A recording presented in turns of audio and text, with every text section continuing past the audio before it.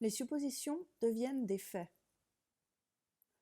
Les hommes croient en la réalité du monde extérieur parce qu'ils ignorent comment concentrer et diriger leur pouvoir pour traverser ce fin voile. Ce livre n'a qu'un seul but, retirer le voile des sens et pénétrer dans un autre monde. Nul besoin de grands efforts pour retirer le voile des sens. Le monde objectif se dissipe de lui-même lorsque nous en détournons notre attention. Nous n'avons qu'à nous concentrer sur l'état désiré dans le but de le voir mentalement. Mais pour le rendre réel, et qu'il devienne un fait objectif, nous devons concentrer notre attention sur l'état invisible, jusqu'à en ressentir la réalité. Lorsque notre désir atteint la netteté et la sensation de la réalité, grâce à une attention dirigée et soutenue, nous l'autorisons à devenir un fait concret et visible. S'il vous semble difficile de contrôler votre attention alors que vous êtes dans un état de somnolence, regarder un objet fixement peut vous être utile. Ne regardez pas la surface, mais fixe-le comme si vous regardiez à travers lui et au-delà. Cet objet peut être un mur, un tapis ou toute autre chose ayant une profondeur. Installez-vous de façon à limiter les reflets de la lumière.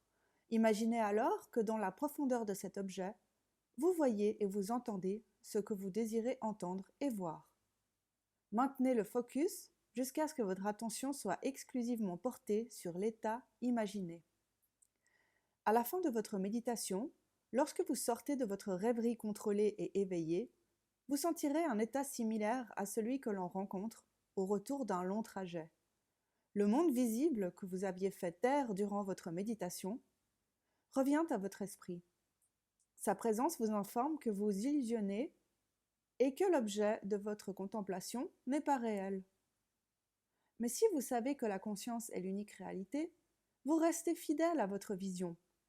Cette foi et cette attitude mentale convaincue confirment la réalité de votre désir et démontrent que vous détenez le pouvoir de rendre réels vos désirs. Définissez votre idéal et concentrez votre attention sur votre identification à cet idéal. Ressentez que vous êtes cet idéal. Éprouvez les sensations de l'avoir déjà réalisé. Puis, vivez et agissez en accord avec cette conviction.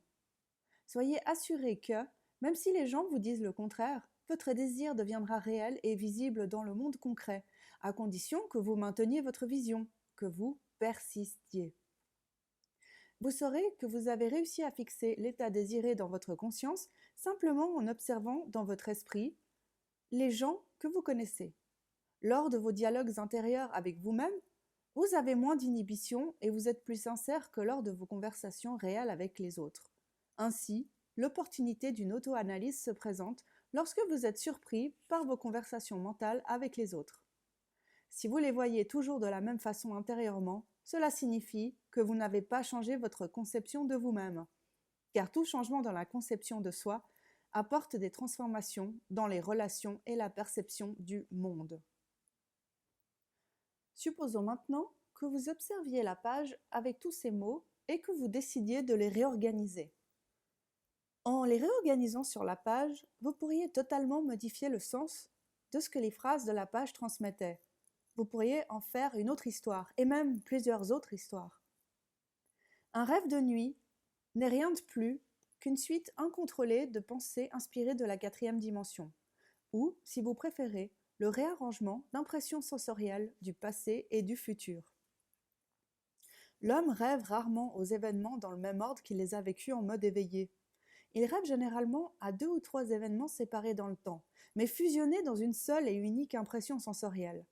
Parfois, la réorganisation de chacune des impressions sensorielles vécues en éveil est telle qu'il ne les reconnaît plus. Par exemple, j'ai rêvé que je livrais un colis au restaurant de l'édifice où j'habite. La réceptionniste me dit « Vous ne pouvez pas laisser ce colis à cet endroit ». Après quoi, le garçon d'ascenseur me remet quelques lettres et je l'en remercie. Il me remercie en retour. Soudain, le garçon de l'ascenseur de nuit m'envoie la main pour me saluer. Le jour suivant ce rêve, en quittant mon appartement, je ramasse quelques lettres déposées à ma porte. En descendant, je remets un pourboire au garçon de l'ascenseur et je le remercie d'avoir déposé mon courrier à ma porte. Il me remercie à son tour. À mon tour, à la maison, en fin de journée, je croise un portier qui dit à un livreur qu'il ne peut pas laisser le colis à cet endroit. Dans l'attente de monter dans l'ascenseur, je croise du regard un visage familier dans le restaurant du lobby. C'est la réceptionniste qui me salue d'un sourire. Plus tard en soirée, à la fin du dîner, je reconduis mes invités jusqu'à l'ascenseur. Au moment de les saluer, l'opérateur de nuit de l'ascenseur me salue et me souhaite bonne nuit. Simplement, en réorganisant quelques-unes des impressions sensorielles que j'étais destinée à vivre et en fusionnant 2 ou 3 d'entre elles dans une seule impression, j'ai construit un rêve quelque peu différent de mon expérience en mode éveil. Lorsque nous avons appris à contrôler les mouvements de notre attention dans la 4e dimension, nous sommes capables de créer consciemment les circonstances que nous désirons dans la 3e dimension.